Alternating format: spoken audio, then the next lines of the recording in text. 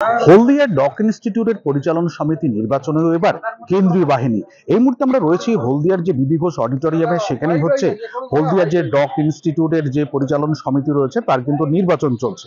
এবং এই যে সেই নির্বাচনে যে কেন্দ্র রয়েছে তার মূল যে গেট, সেখানেই আমরা দেখতে পাচ্ছি কেন্দ্রীয় বাহিনীর জওয়ানেরা তারা রয়েছেন। যে সমস্ত ভোটাররা তারা ভেতরে ঢুকছেন তাদেরকে আই কার্ডও চেক করা হচ্ছে। শুধুমাত্র কেন্দ্রীয় বাহিনীর জওয়ান নয়, যেরকম ভাবে বাইরে রাজ্য পুলিশও রয়েছেন, নিজস্ব নিরাপত্তা রক্ষীরও রয়েছে, পাশাপাশি কিন্তু কেন্দ্রীয় বাহিনীর জওয়ানেরাও রয়েছে।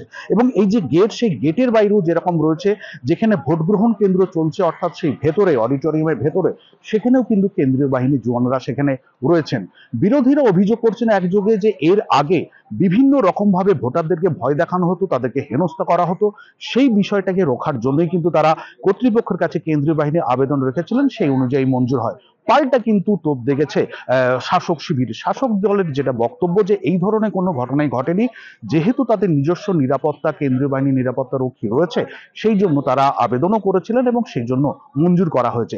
এখন এই কেন্দ্রীয় বাহিনীর ঘেরাটোপে নির্বাচন কতটা শান্তিপূর্ণ হয়, সেটাই এখন দেখার বিষয়।